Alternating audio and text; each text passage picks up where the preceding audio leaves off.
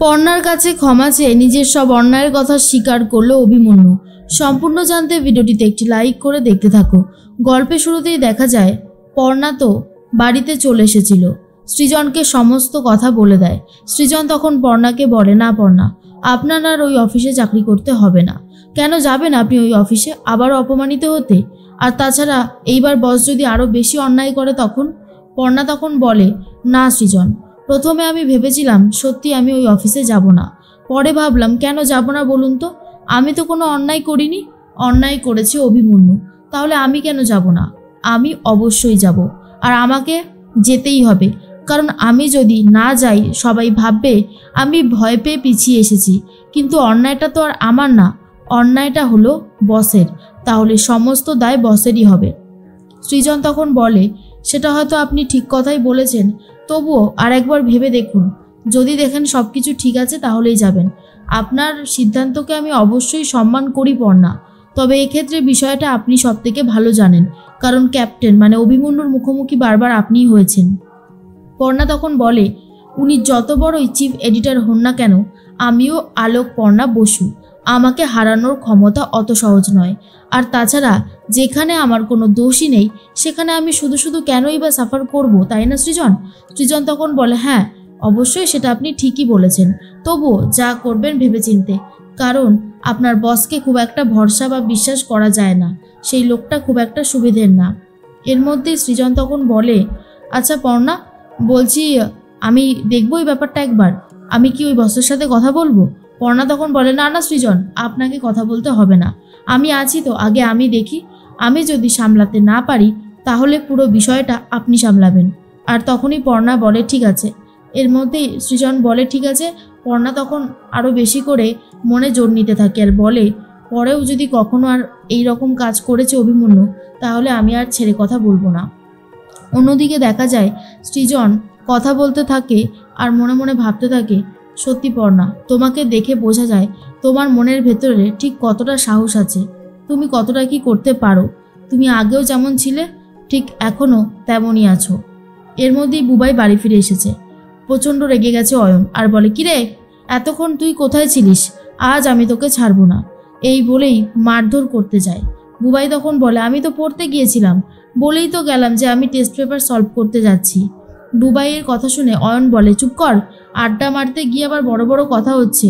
তুই আর তোর ওই অভিজিৎ দা দুজন মিলেই কিন্তু বড্ড বেশি বাড়াবাড়ি শুরু করেছিস, তোদেরকে আমি কোনোভাবেই ছাড়বো না। হ্যাঁ। এরপর বুবাইকে মারতে গেলে চলে এসেছে চয়ন আর বলে, কি করছিস দাদা, তুই ওকে এইভাবে মারতে যাচ্ছিস কেন? ও তো পড়তেই গিয়েছিল, সকালবেলায় তো অভিজিৎ বলেই গেল যে টেস্ট পেপার সলভ করতে ওকে যেতে হবে।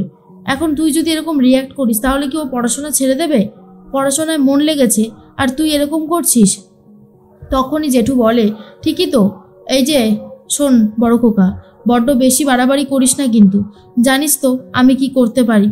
অয়ন বলে, বাবা তুমি ওকে আশকারা দিয়ে দিয়ে মাথায় তুলছ, এই জিনিসটা করো না। আর তখনই জেঠু বলে, আমি কি করব আর কি করব না সেটা আমি তোর থেকে জানবো না, বুঝেছিস?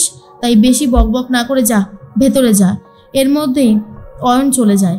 আর তখনই চয়ন বলে, হ্যাঁ রে বুবাই, অভিজিতের কাছে পড়তে কেমন লাগছে? তখনই বুবাই বলে, খুবই ভালো লাগছে গো, খুবই ভালো মানুষ জানো তো, সব সময় শেখায় লড়াই করতে হবে, লড়াই করে বাঁচতে হবে, নতুন কাকির মতন হতে হবে, অন্যায় দেখলেই প্রতিবাদ করতে হবে। আর চয়ন তখন বলে, অভিজিতের শিক্ষা সত্যিই ভালো, সেটা বারবার প্রশংসা করতেই হবে।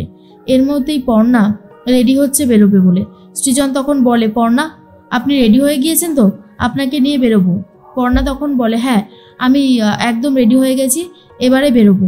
পর্ণার কথা শুনে সৃজন বলে, জানেন তো আমার খুব ভালো লাগছে একটা কথা ভেবে, যে আপনি অন্যায় দেখে চুপ করে থাকেননি, শাস্তি দিয়েছেন আর ভয় পেয়েও পিছিয়ে যাননি, এই জন্যই আমার আপনাকে এতটা ভালো লাগে। পর্ণা তখন বলে, সে তো বুঝলাম, এখন তো অফিসের জন্য দেরি হয়ে যাচ্ছে, চলুন এবারে বেরোতে হবে। সৃজন তখন বলে, হ্যাঁ আসুন। এই বলেই বেরিয়ে যাচ্ছে গাড়িতে করে। আর তার মধ্যেই দেখা যায় অফিসের পরিবেশটা কেমন যেন থমথমে হয়ে গেছে। ক্যাপ্টেন যখন থেকে চড় খেয়েছে পর্ণার হাতে, তার পরের থেকে প্রচণ্ড সাইলেন্ট। এর মধ্যেই অভিমন্যু চলে গেছে। সবাই গুড মর্নিং ক্যাপ্টেন বললেও ক্যাপ্টেনের আর কোনো সারা শব্দ নেই। এরপর ভেতরে চলে যায়। সুরভিদিকে সায়নী জিজ্ঞেস করে, আচ্ছা সুরভিদি, আজ পর্ণা আসবে? সুরভিদি তখন বলে, শোনো, তোমাকে যে কাজটা দিয়েছি মন দিয়ে সেটা করো, তোমাকে আর এসব নিয়ে ভাবতে হবে না। তখনই সুরভির কথা শুনে সায়নী নিজের কাজে মন দেয়। এর মধ্যেই পর্ণা চলে এসেছে।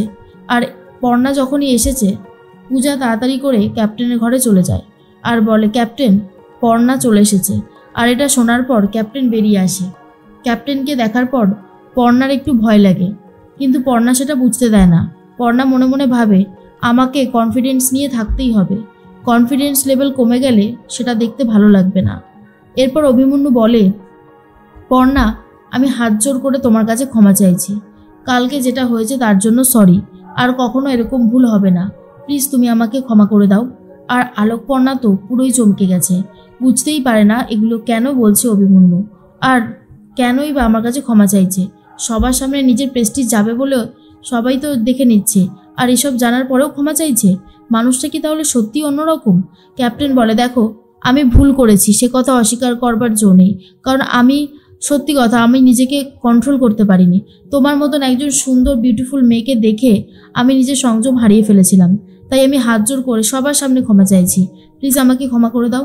তখনই পর্ণা বলে, ঠিক আছে, আমি এইবারের মতন আপনাকে ক্ষমা করে দিলাম, নিজের লিমিটের মধ্যে থাকলে আর কোনো অসুবিধা হয় না। তখনই অভিমন্যু বলে, ধন্যবাদ, অসংখ্য ধন্যবাদ। পূজা মনে মনে বলে, এই মেয়েটা তো দেখছি ক্যাপ্টেনকেও জব্দ করে দিচ্ছে, মেয়েটার মধ্যে কি এমন আছে? ব্যাপারটা তো খুব একটা সুবিধে লাগছে না। এরপর অভিমন্যু নিজের চেম্বারে চলে যায়। পূজা তখন বলে, অভিমন্যু, এটা আপনি কি করলেন? মানে পর্ণার কাছে সবার সামনে ক্ষমা চাইলেন, আপনি বুঝিয়ে দিলেন যে অন্যায়টা আপনি করেছেন। ক্যাপ্টেন তখন বলে, শোনো পূজা, মাঝে মধ্যে জেতার জন্য একটু হারতে হয়, আর এখানে যদি আমি রিয়্যাক্ট করতাম তাহলে ফেস লস আমার হতো, ঠিক আছে? তাই বলছি বেশি বাড়াবাড়ি করো না, আমার কাজটা আমাকে করতে দাও। এর মধ্যেই সুরভি দিদি কথা বলতে থাকে পর্ণার সাথে, আর বলে, জানো তো পর্ণা, আমি এত বছর ধরে এই অফিসে চাকরি করছি, কোনোদিন ক্যাপ্টেনকে দেখিনি কারোর কাছে ক্ষমা চাইতে। আজ দেখলাম উনি অন্যায় করেছে বলেই ক্ষমাটা চাইলো। যাই হোক, কাজে মন দাও, বুঝলে? পর্ণা তখন মনে মনে ভাবে, সৃজন তো অপেক্ষা করছে, ওকে গিয়ে কথাগুলো বলে আসাটা দরকার। পর্ণা তখন বলে, সুরভিদি, বাইরে আমার এক বন্ধু অপেক্ষা করছে, তার সাথে একটু কথা বলে আসতে পারি? সুরভিদি বলে, হ্যাঁ যাও, তাড়াতাড়ি চলে এসো। পর্ণা তখন চলে এসেছে আর বলে, সৃজন তখন বলে, আরে পর্ণা, আপনি? যাক, ভালোই হয়েছে এসেছেন, আবার কি কিছু হয়েছে? পর্ণা তখন বলে, না না, জানেন তো সৃজন, ক্যাপ্টেন নিজে সবার সামনে আমার কাছে হাত জোর করে ক্ষমা চেয়েছে। এটা শোনার পর সৃজন তখন বলে, বাহ, এটা তো দারুণ কথা, দারুণ লাগছে শুনে যে আপনার কাছে ক্ষমা চেয়েছে, তার মানে ও বুঝতে পেরেছে ও অন্যায় করেছে। তখনই পর্ণা বলে, একদমই তাই, আর এটার জন্য আমার নিজেরও খুব ভালো লাগছে। সৃজন তখন বলে, ঠিক আছে, আপাতত আসি তাহলে, ছুটির সময় অবশ্যই নিতে আসবো। আর এটা শুনে পর্ণাও খুব খুশি হয়ে যায়।